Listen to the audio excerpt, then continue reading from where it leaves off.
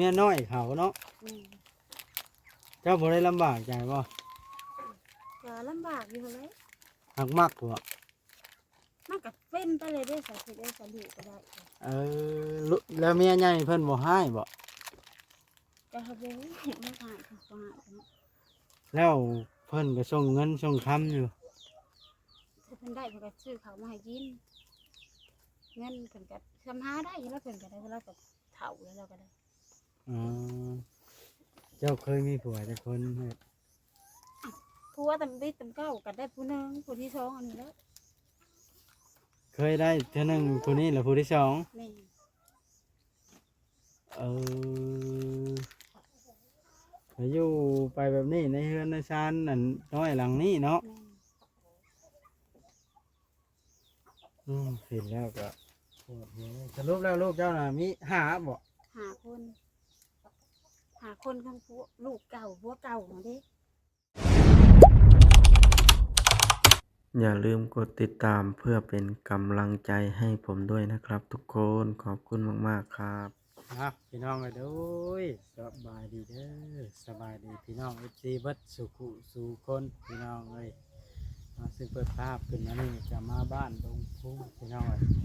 ก็มีครอบครัวหนึ่ง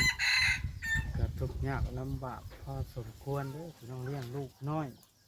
เพื่อนเพิ่นก็แบบที่เห็นทั้งหลังเลยหลังนี้แหละโบแม่ได้หลังเงินปูนนะพี่น้องเลยของกระเจ้าทั้งนั้นเนาะแต่ก็เพิ่นกินอยู่จังใดพี่น้องเลยเลี้ยงลูกน้อยเรื่องราวรายละเอียดเฮาก็บ่ฮู้พี่น้องเลยว่าเป็นแนวใดมาแนวใดกันเนาะฮู้แต่ว่าทุกข์ยากเนาะมีแต่ว่าสิเข้าไปถามสัมภาษณ์เพิ่นเลยพี่น้องเลยว่าเป็นจังใดไปมาจังใดเรื่องราวพี่น้องเลยเนาะเพิ่นก็อยู่เฮือนพอดีตอนนี้ฮะเนาะไปทักทายเพิ่นกันเลยเพิ่นเลี้ยงลูกจักคนอยู่กันจักคนในเฮือนหลังนี้เนาะไปพี่น้องพี่น้องเลยเพิ่นอยู่จังใดใช้ชีวิตจังใดอันนี้โอ้สบายดีเด้อสบายดีโธ่บ่ได้เข้ามาทางนี้เดี๋ยวบ่ได้เห็นมีคนแนะนำมาคนน้อย2 คนเท่านี้บ่แม่นขนมในพละ2 อันจ้ะเห็น2 คนก็เลยผู้จ้าก่อนผู้จ้านะเพิ่นก่อนลูกนางยี่แข็งผู้จ้าเก็บเอาขอบใจเด้อแม่บอกมอบอันนี้นะเอาพละ2 อันจำเอาได้ไหมลูกอันนั้นไหมเหลื่อมเหลื่อมดอกอันนั้นดีที่มานั่งอยู่นี่ตัวยังมานั่งอยู่นี่นั่งข้างเธออันนี้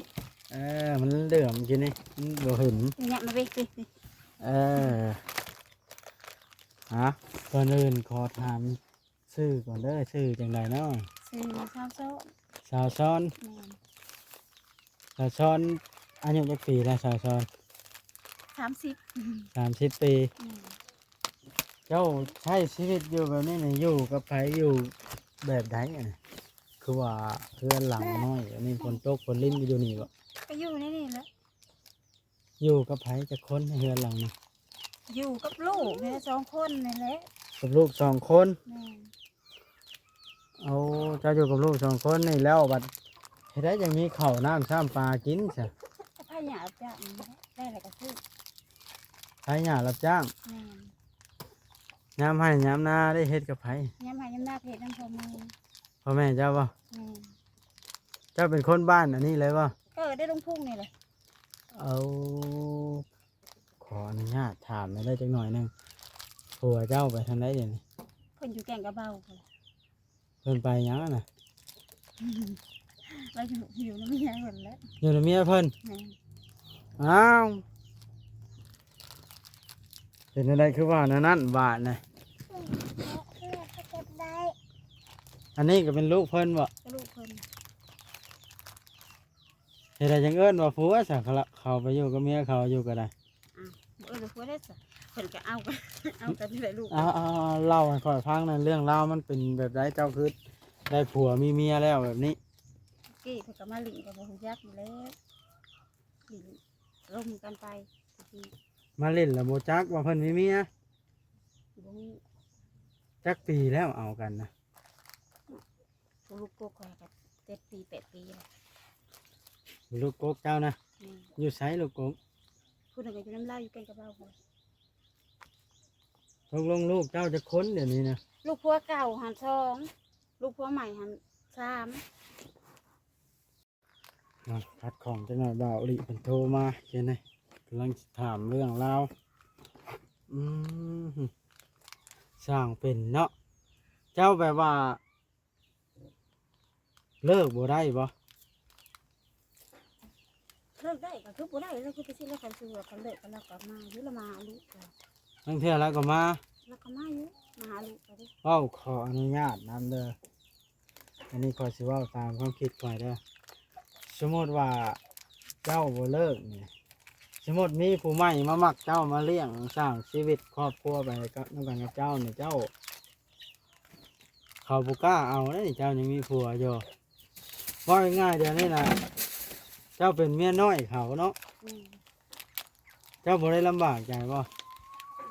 ก็ลำบากอยู่เลย หักมักบ่ มันก็เป็นไปเลยได้สักทีได้สักลูกก็ได้ ลุแล้วเมียใหญ่เพิ่นบ่ให้บ่ แต่เขาบ่ไม่หายเขาก็หายกัน แล้วเพิ่นก็ส่งเงินส่งคำอยู่ ถ้าเพิ่นได้เพิ่นก็ซื้อเขาวมาให้กินเงินเพิ่นก็ทำหาได้อยู่แล้วเพิ่นก็ได้เวลาก็เฒ่าแล้วเราก็ได้ อ๋อเจ้าเคยมีผัวแต่คนเฮ็ด ผัวตำบิดตำเก้าก็ได้ผู้หนึงผู้ที่สองอันนี้แล้ว เคยได้เท่านึงผู้นี้แล้วผู้ที่สอง แม่ เออไปอยู่ไปแบบนี้ในเฮือนในชานนั่นน้อยหลังนี้เนาะ แม่ เห็นแล้วก็ปวดหัวสรุปแล้วลูกเจ้าน่ะมีหาบ่ หาคนหาคนทั้งผัวลูกเก่าผัวเก่าของเด้ก็สองคน อ่า มาแล้วกับผู้ ผู้ ผู้ที่สองกับเรานี่ก็ไปซ้ำ ไปสามคนบ้านน่ะ ปีนดี โอ้แต่ว่ายามเราอยากมาน่ะมาอยู่เนาะ มาอยู่มาหาลูกเรามาอยู่ มานอนข้างคืนก็มาน อนลงจากข้างขึ้นหนึงแล้วมือซ้ายแล้วก็เมื่อ มันเจ็บอะไร อืมใช้ผ้าห่มผ้าห้องฮะ กับเราห้องอยู่บ้านนะห้องก็มันจะขาดก็เลยแล้วก็หกก็หก อันนี้บ่แม่นบ่ มีแต่ข้างเครื่องอะไรมันหกค่ะ โอ้ห้องเพื่อนก็ห้องเดียวนี่แหละเนาะห้องนั่งนี่แหละ เป็นโมเดล นี่ผ้าห่มผ้าห้องลงเสื้อหน้าแพ้ เวนกันเล่นเพื่อนเพื่อนกับลูกฝนตกในกระหัวเล่น เลือกบ่ได้เนาะเจ้าเลือกบ่ได้บ่หรือบ่ตัดสินใจเอง อยากกินน้ ไปกินไป มัน ไป เผ กิน เลือกวัวได้ถ้าว่าจักสิว่าเพื่อนจะต่อไปได้ต่อไปเป็น บ่จักแนวว่าเลยเนาะ จักไงว่ามันอึเลย อ๋อ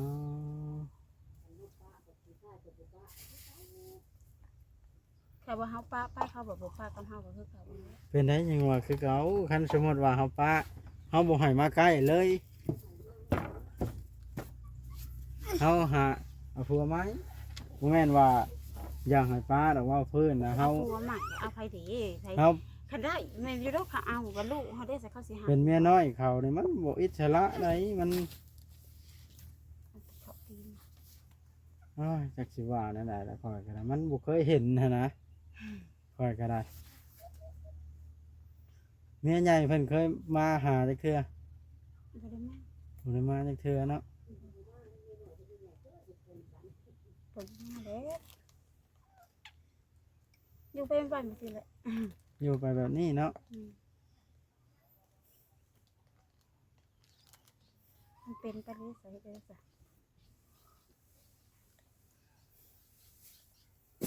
ไปได้ลูกกับเรา3บัดแล้วเราอยู่กับเราน่ะตอนใดเวลาใดอ่ะน่ะเรามีเมียอยู่แล้วก็ได้เราลอยมาหาแบบนี้บ่ ไปเพาะกันอยู่บุญแบบนี้กระเหล่งบุญสงกรานต์นี่ ไปพบพ่อกันอยู่บุญ อืมว่าทุกข์ยากแบบเคสแบบนี้ในส่วนหลายกับเจ้าสิบ่มักปานใดบุคคลบ่มักซอยเพราะว่าข้อยก็บอกบ่ถึงนะ จักสิว่าแนวใดแหละมาเห็นแบบนี้แล้ว ทีแรกได้ยินกับเจ้าเว้าว่าคนทุกข์ยากธรรมดาแล้ว เจ้าก็มีผัวอยู่ นี่ก็คือผมสำหรับผมนี่แล้วก็เราอยากมาแล้วก็มาเราอยากมาเราก็มา เขาบอกไปนอนอยู่หุ้นกี้ฉันละนอนนี่เราไปนอนหมอนนี่ไป แต่ยังไม่เคย เจ้านำไผ่หยารับจ้างบ่ ก็อยากรับจ้างซื้อเขานะครับ ได้เงินแบบไหนไผ่หยารับจ้างน่ะ อัน ไผ่หนึงบ่ ร้อยละ150,000 100ไผ่น่ะได้150,000 แม่ อ๋อคนน้อยกินขนม มานั่งลงอยู่ก่อน ขอยบ่จักแนวสิเว้านำเด้บาดน่ะ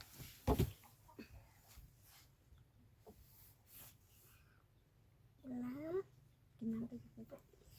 กินขนมแล้วพากันอย่างหน้ามันวุ่นบาดนี่นะ ไปกินปะ ไอ้น้องเจ้าได้มีจักคน ไอ้หนูจะได้กับประทับหมีนะเพราะว่า บ่ว่าดอกสิบ่จักไอ้น้องตัวเองมีจักคน หาคนบ่แม่คนในเฮือนนี่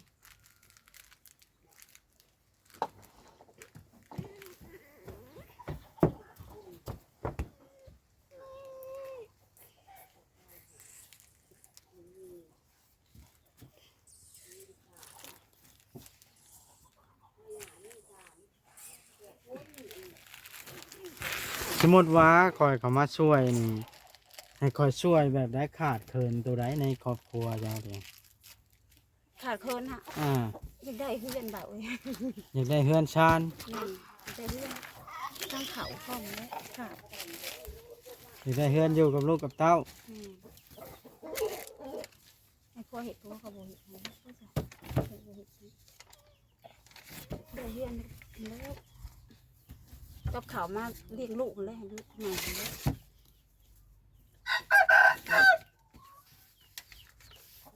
แต่งข้างแน่บ่ บริเตง ฮะ บริเตง กับผัวหั่นแหละบ่ได้แต่ง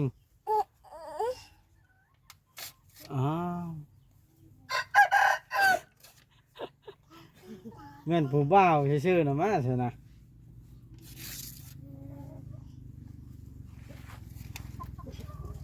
แต่เจ้าเอิ้นว่าผู้บ่าวเล่นกันซื่อๆอันนี้ผัวบ่ได้แต่งก็อยู่นำกันได้ลูก 3-4 คนเลยอืมเคยมีคนมาสัมภาษณ์เจ้าอยู่ปะ เขาบางเล่นเล่นมาอยู่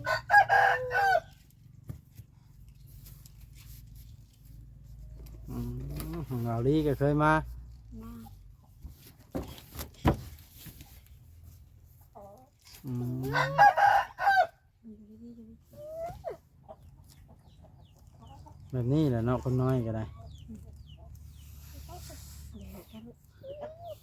ตัวนอน3 คนบ่ในเฮือนหลังนี่3แม่ลูกเจ้านี้2 คนเราไปอยู่น้ำพ่อ ผู้หนึ่งอยู่นั่นพ่อลูกเขา3 คนนี่ ผู้หนึงน่ะไปน้ำพ่อลูกเจ้าว่า5 คนหัว เราหาคนเลยวันนี้ลูกพวกเราอยู่นั่นมีตู้2 คนน่ะลูกไปนอนในมีตู้เด้ ถ้านอนในเป็นชีวิตกันแต่ว่าแต่3 คนก็ยังไปอยู่เลย เพิ่นไปนอนน้ำแม่ตู้นั้น นอนมีตู้ อ่า อะไรกับมีตู้เลี้ยงตัวนั้นกับพี่ลูกมีตู้คนนะ2 คนอยู่น้ำพลาอยู่ดีๆก็อยู่ดี สร้างเป็นอลีนี่เนาะคอยจนอึ้งคอยบ่จักแนวสิเว้าเลย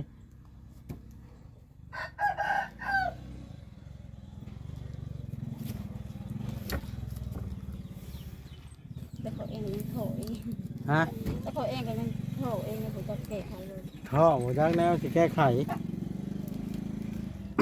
บ่จักบ่จักทางออกนะเนาะ เจ้าคือแบบว่าบ่หนีไปไทยไปหยังทำงานทำการรับลูกป้าไว้ในแม่ตู้แล้วส่งเงินมาเลี้ยง นี่ก็ ตู้ก็เล่ากระถางแล้วก็งมในท่าเพิ่นก็เลี้ยงลูกไปกับป้าให้เพิ่นแล้ว เอาต่อ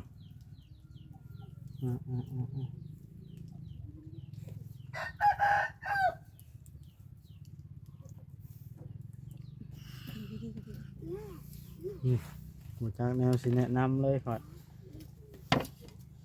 ย่านมันอันนั้นว่าไปก็ย่านมันพิษบ้านพิษอันทางผัวเจ้า พี่ไปเถอะ พิษแล้วคันเว่าไปแนะนำพอดีสิว่ายั่วให้เจ้าป้าผัว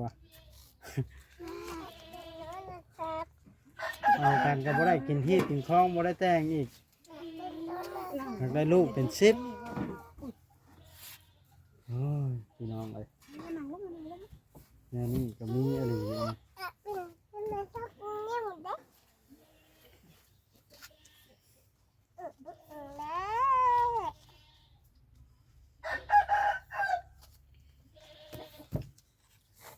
เมียลาวอยู่พุ่นก็จักว่าฮู้อยู่กับบ่จักเนาะ แล้วก็หู้อยู่หั้นแล้ว ป่านนี้แหละเนาะ นี่ มีลูกเป็น10แล้วบ่ฮู้โพดดอก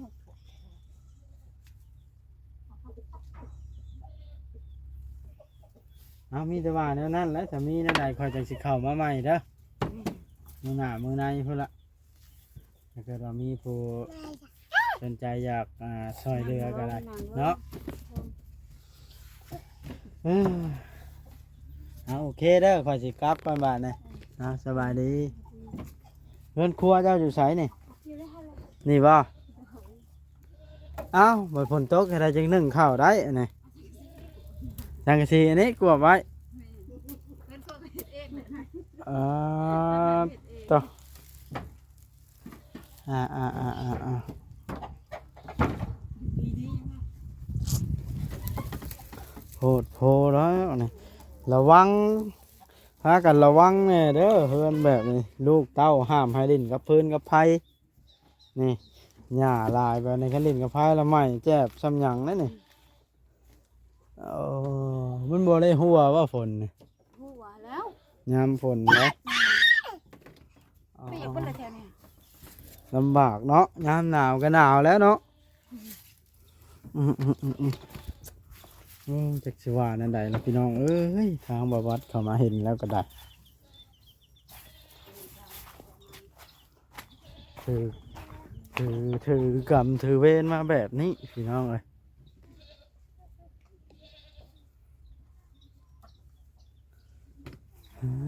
จ้ะรถแนวสิว่าเนี่ยอยู่จุ่มเจียนี่จักสิว่านั่นใดล่ะอันนี้เฮือนแม่นี่เนาะ แม่ อันนี้กับลูกชายบ่ หลาน อ่า หลานชายลูกนะใครด้วยฮะ แต่บ่ฮ้อนเนาะถ้าเจ้านั่งอยู่ในก็ได้ค่อยขึ้น หาคิดหาบนอยู่กับบ่ได้มันเด็กไปเลย ไผยากแล้วระวังแต่กับพื้นกับไผเด้อแม่ตู้เด้ออ่า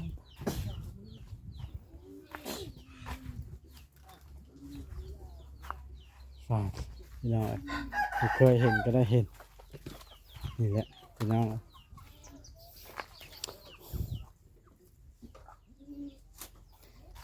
งับไปเบิ่งทางนั้นก่อนคือเฮือนบ่อันนั้นก็ได้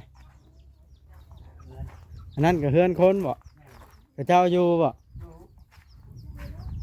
ไปเบิ่งกันถ่ายเป็นคลิปเดียวกันเลย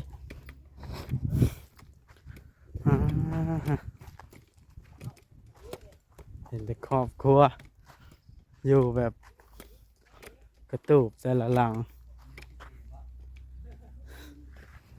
พี่น้องบอกจักแค่สิว่าบอกว่าก็ได้มาเห็นแล้วนอนแดดเนาะเจ้าก็เป็นนันลูกแม่นี่บ่ เฮ้ย เป็นลูกเขย หามา โอ้โดยเจ้าพี่น้องเลยยอมเลยเนาะบอกว่าสิได้จบคลิปเพียงคำนี้แล้วจ้ะรู้จักแม่สิว่าถ้าเกิดว่ามีนั่นใดจังอันนั้น แล้วจะเข้ามาใหม่พี่น้องเลยอันนี้ก็มากับบ่าวแอนพี่น้องเลยนี่เป็นจอดรถว่าเพิ่นไปสัมภาษณ์เพื่อนหลังนั้นก่อนเนาะรถประวัติคันนี้บ่าวแอนคันนี้